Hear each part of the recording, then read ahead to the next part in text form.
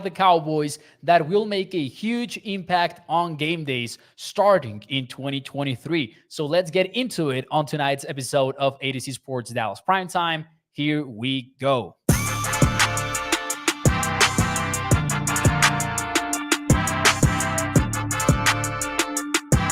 What is up, everyone, and welcome into A to Z Sports Dallas Primetime. I'm your host, Mauricio Rodriguez, streaming with you live every Sunday through Thursday night at 8 p.m. Central here on Dallas On Demand Sports Talk Network. With a lot more content coming your way, make sure that you check out a2csports.com/Dallas. And as always, remember that Primetime is brought to you by our friends over at freemanmazda.net. We will talk more about them and the ride of the week in a few moments here on the show. But before we do any of that, though, let me talk to you about the agenda for tonight's show.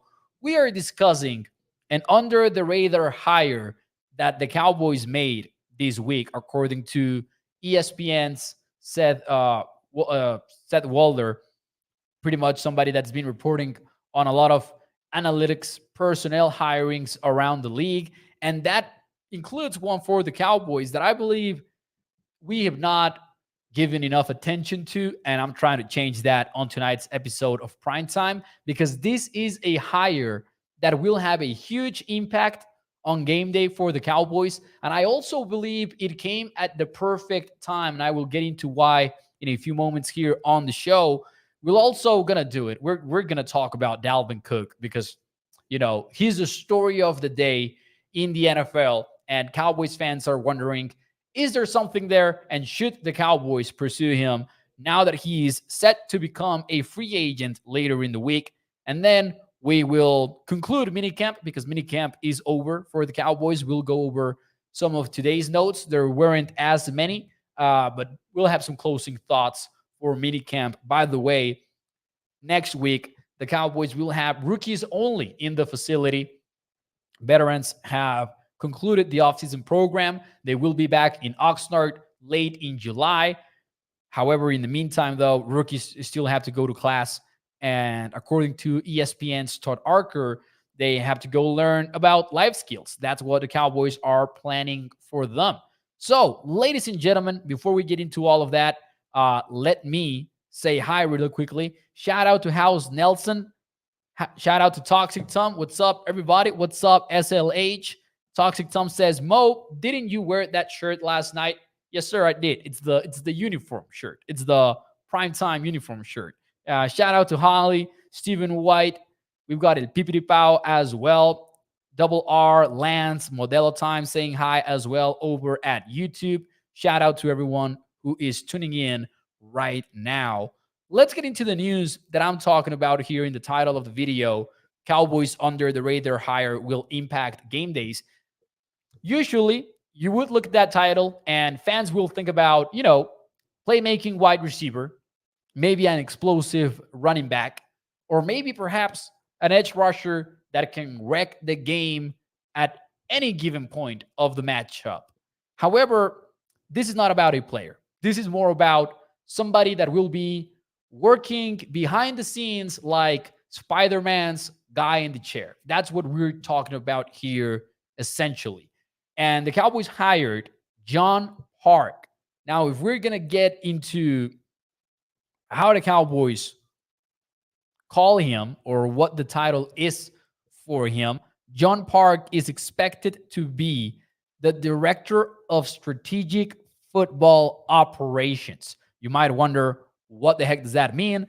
And the answer to that is basically he's going to be an analytics expert. But if we are going to look at his history with the Indianapolis Colts, and he spent 7 years with the Indianapolis Colts, by the way, he's going to be on Mike McCarthy's ear on game days. At least that's what he did over at Indianapolis. It's going to be tough to know exactly how quickly that process will actually take place. But let's talk about it. Let's talk about it very quickly. But in order to give you an idea as to what type of an impact John Park could have on the team, let me read to you this quote from The Athletic article that was published by Stephen Holder in 2018. So this is from a few years ago. This is from a few years ago, talking about the impact that John Park and somebody else, because he had basically like this partner in crime and a whole analytics department going on over there, how they helped Frank Reich, who was at that time the Colts head coach, during game days. And this is the quote from the entire article. It starts with one of the right quotes, but let's start with the entire article actually.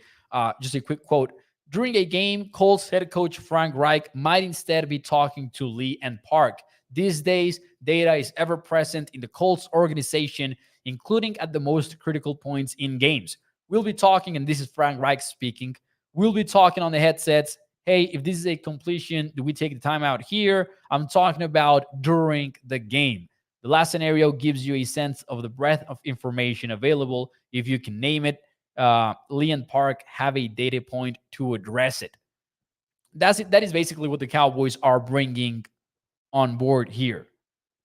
Now, I personally love it. Let me know in the chat, what's your take on this? Is this a big deal, small deal, or no deal? Let me know. What do you think in the chat? If you're watching on Facebook, if you're watching on YouTube, what is your take on this whole thing? Under the radar hire that I believe will go a long way on game days. Let's see. Lance Bell says a suit. I think it's kind of more than a suit. A suit is an NFL executive maybe that does not do much. That's how I would look at this. But I'm gonna go with big deal for this one because I think, listen, and we have talked about this a lot since it happened in 2020. But when the Cowboys hired Mike McCarthy, he came in and he was claiming that the Cowboys were going to be at the cutting edge of analytics. They were going to implement a whole lot of new stuff. And then over the years, we can say that it's been a little bit inconsistent for the Cowboys. Sometimes they have been super aggressive on fourth downs. Sometimes they have been super aggressive on early downs, and then the next week they kind of forget about it and they go back to their shells and become a little bit conservative on that front. But I think this is a step in the right direction to change that. I think this is the time that Mike McCarthy fully fulfills that promise that he made us, that he was going to be very analytics based and he was going to use the data available to the advantage of the Cowboys. Let's see here what you guys have to say. Bruce got the toxic use, says, I missed it. Did we talk about the new offense? Says Bruce got the toxic use. We talked about the new offense yesterday and the night before that, in case you want to check that out. And Nick says, who is this Colts guy? I missed it too.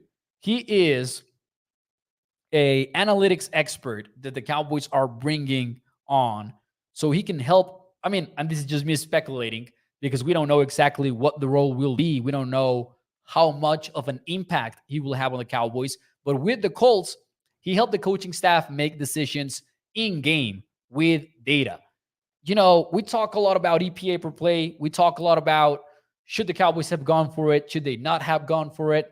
That type of stuff and timeouts, which we know and we have criticized time and time again as one of Mike McCarthy's biggest weaknesses.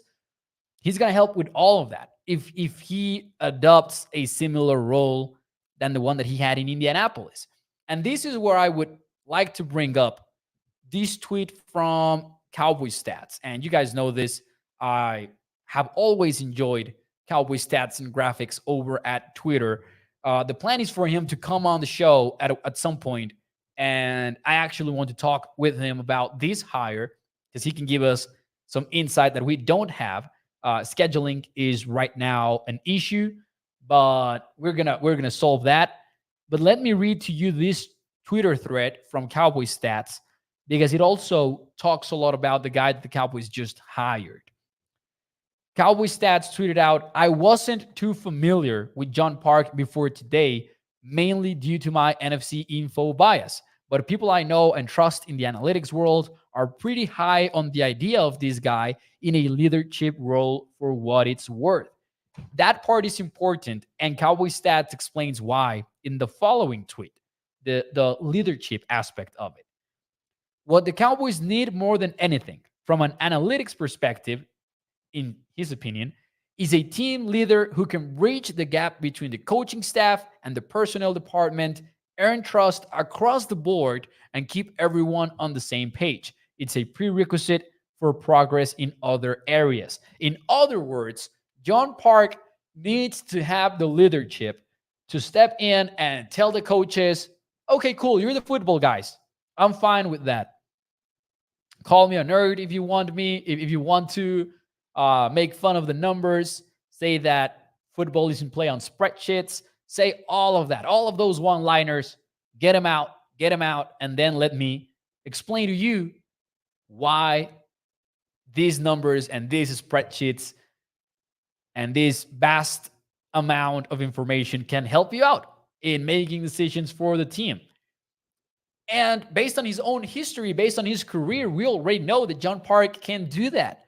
Because if you go read that article from The Athletic in 2018, that's exactly what the Colts coaches talk about in that article. And the analytics experts like John Park and somebody else, his last name is Lee, but I cannot remember, excuse me, the first name. So sorry about that.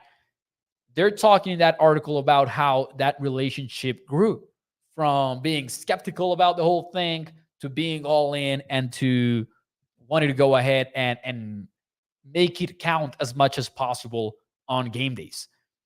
So I think it matters a lot. I think that it's a big, big deal. And I think that it comes at the perfect time in the sense that McCarthy has struggled with clock management throughout his entire career. And we saw some questionable decisions throughout the first 3 years of Mike McCarthy when his only game day responsibility was that. I mean, head coach stuff, but I mean, he was not calling the plays. Now he is undertaking such a big role that he's calling the plays, and he is being smart enough, apparently, because, and I say apparently because we don't know exactly what John Park is going to do, but he is going to be able to delegate that type of stuff. He's going to be able to say, you know what, I'll worry about the clock, but I'll have this amazing support system in John Park and an entire analytics department that can tell me if I should go for it, if I should ask for a timeout right now, if I should do this, if I should do that. I think it is a very smart hire, and I think it's one of those that tells you that the Cowboys are willing to, and it's more specifically Mike McCarthy's coaching staff, they're willing to bring in somebody with fresh ideas to implement across the board. So I'm excited about that specifically. I think that, and this is just me based off a conversation that I had with Cowboys Stats back in 2019. So this is a while ago. I asked him, because I consider myself an ignorant in the topic, but I asked him, do the Cowboys have like an analytics department? And in 2019, which was a long time ago, so things might have changed since then, he told me they do, and they are very advanced, but it's more advanced in health science and health data type stuff and tracking type stuff. So that's where the Cowboys analytics focus has been in, instead of game day responsibilities. Again, that is a conversation that I had in 2019 with Cowboys Stats. So things had probably changed since then, possibly. But John Park's hiring gives us an idea that this time the change is bigger than usual. So anyways, let's see what you guys have to say in the chat. Nick says, I feel like Mike is really serious about this job. I love any little bit he can do to help this team win now. And I agree with Nick, not only because he is adding the help in an area that he is, I mean, we know that he is weak in terms of game management stuff, because we've seen those mistakes throughout his career. And it doesn't mean that he sucks at it. It means that it's one of his biggest areas of opportunity. And I also think that it's cool to see this hiring, because not only is McCarthy getting that support system there. I feel like it's also about him being able, like him as a coach, being able to spend 99% of his energy in doing what he enjoys most during a game, which is calling the plays. That is what he knows that he can do at a high level. And because of that, he's realizing maybe that, hey, some of these teams are making the game management side of things much more easier with data. Why should I not do the same? And you got to love that, because it also will help out with the calling the plays things. It's obvious. It's obvious. I have a YouTube channel in Spanish, and I think that I produced more and better videos inside delegated editing, because I hate editing and I suck at editing. So that type of stuff, I think, goes a long way in every sense of, real life, and it's no different with football and coaching. Toxic Tom says, Mo, I love this hire. Gone are the days of the Jason Garrett era of just trying the same dumb plan over and over with terrible/late adjustments. Modern teams use analytics. Ask the Astros is Toxic Tom. Ask, pretty much all of these successful teams lately have been using more and more analytics. Lance Bell says, I support it, but I do have some skepticism. He also said analytics don't factor hard, says Lance. And although, I agree on that, I will also say that can be a positive sometimes, because then analytics also do not factor in bias. They don't factor in bias, and that matters as well. Like if we're talking about heart, just let's know that, it also goes the other way. And not only that, but I feel like, why not use the numbers? Like coaches talk about, you use every edge that you can find. But the moment that you say, hey, you know what? This spreadsheet actually has a lot of stuff that you could use. They say, oh man, no, what? You've never played a down of football in your life. Get out of here. And it's kind of ironic. I think that any team that is not heavily using data analytics to make decisions on and off the field is kind of, I don't want to say dumb, but antiquated. Katharina says McCarthy is really on it. I have never heard any coach talk about any plays in training like he does. He's really bringing it to the team. I love it. Hit the like button for your boy Moses, Tommy915. Hey, I agree. Do me that favor. If you're watching on Facebook and YouTube, take a fraction of a second and smash that thumbs up, because it helps me put this show in front of more and more Cowboys fans. And if you enjoy the show, probably more Cowboys fans will too. So do me that favor. And I'll appreciate it a lot. Thank you to Tommy915, by the way. Holly says, I feel like analytics have won us 1 to 3 games in the past 2 seasons. Lance says, formulate the heart analytic empirical formula. You can track effort, says Toxic Tom. I think that, marrying, as Cowboys Stats said on Twitter, marrying the coaching staff and the analytics department, and more specifically, like making them understand that we're not trying, like the nerds are not trying to replace the tape. They're not trying to replace the football guys stuff. They're just trying to marry it all together and come up with cool solutions. Have you seen the stuff that the data bowl, they call it the data bowl, the stuff that is analyzed in those what's the word for it? Because they're like tournaments. They're like tournaments in which people make their studies, they enter their research studies, and then a winner is announced. They look at all sorts of stuff. Lance says, not baseball. And here's what I'll say. That was what was said in the baseball world in the 2000s, when Moneyball happened. Analytics were not welcome. Where is baseball now? Why have more teams gone for it more aggressively year over year. It's been a consistent rise of fourth down attempts.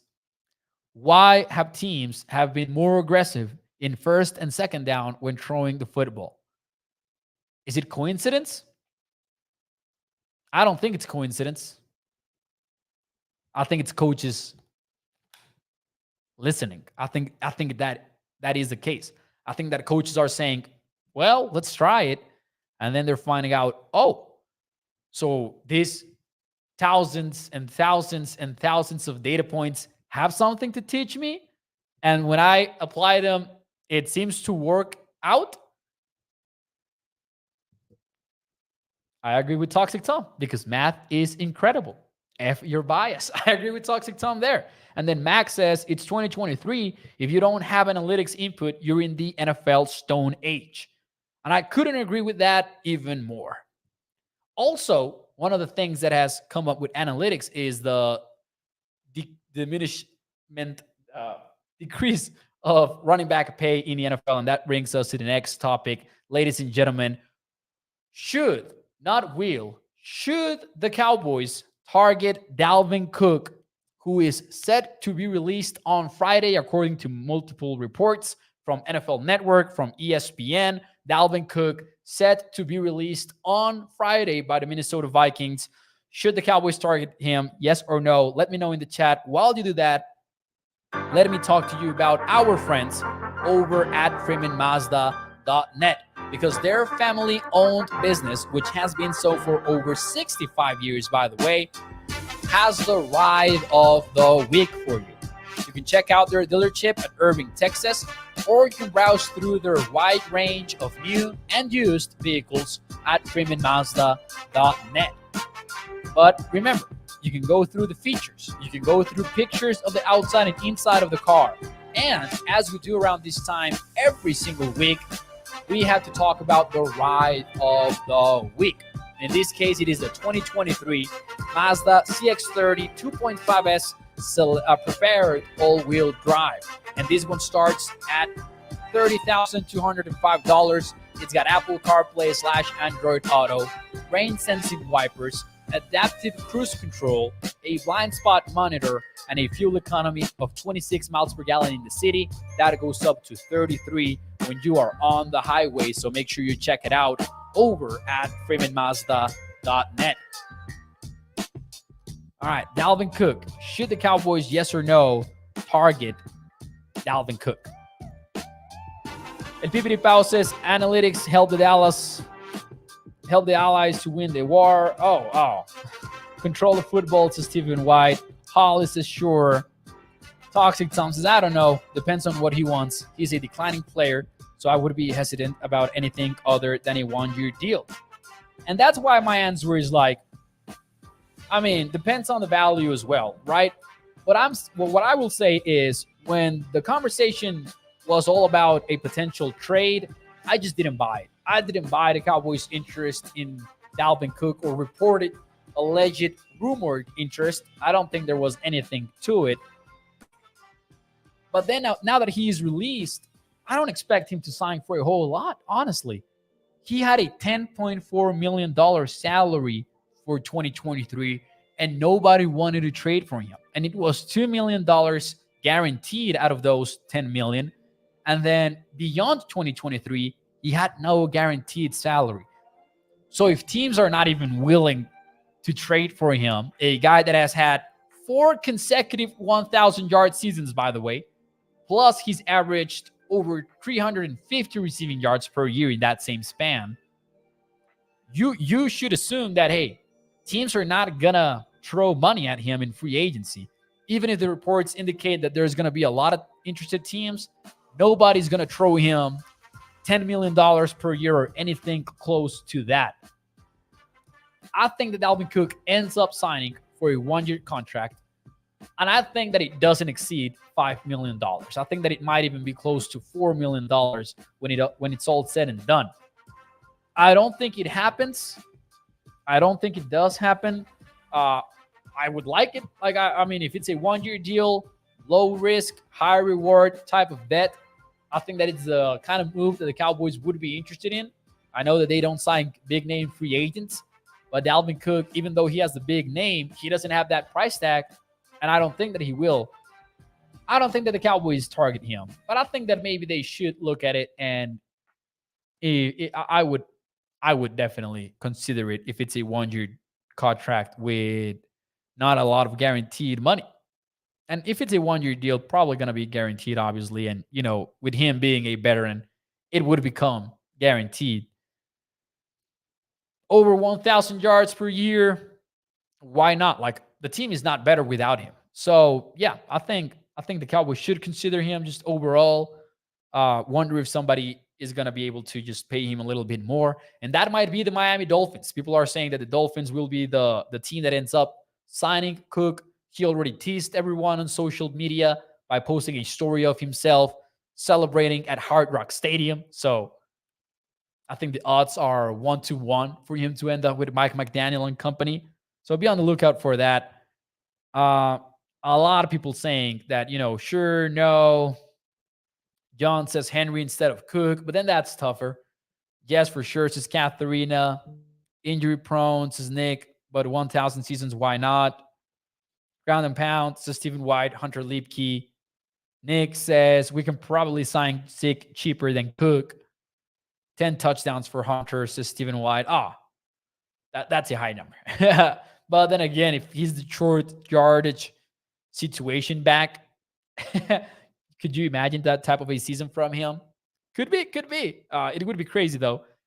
Anyways, ladies and gentlemen, minicamp is over for the Cowboys.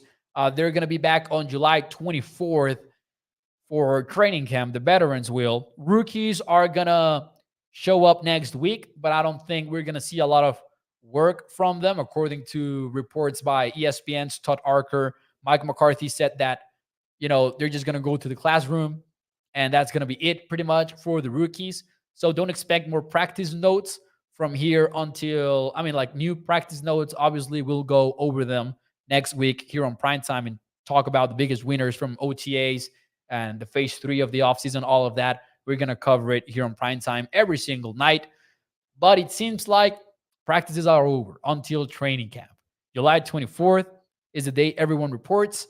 And then July 31st, it's going to be my birthday gift.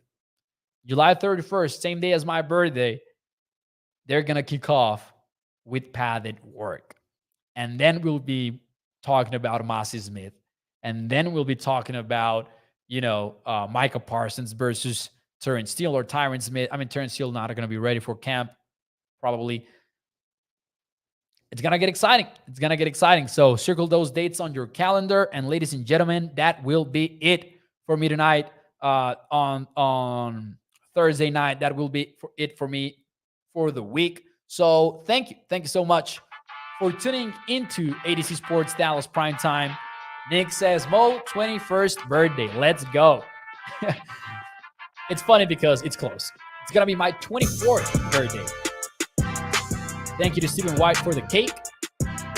Toxic Tom says, I'll be busy on the 31st. Unacceptable, man. Unacceptable. Yeah, it's going to be on Oxnard once more. John, thanks so much for tuning in to Prime Time. Hope that you guys have a fantastic weekend. And I will see you on Sunday, 8 p.m. Central. Do me a favor. Smash the like button if you enjoyed the show. It helps me out a lot. And I will see you on Sunday. Thank you very much. Prime Time brought to you by FreemanMazda.net. Nos vemos el domingo. Bye-bye.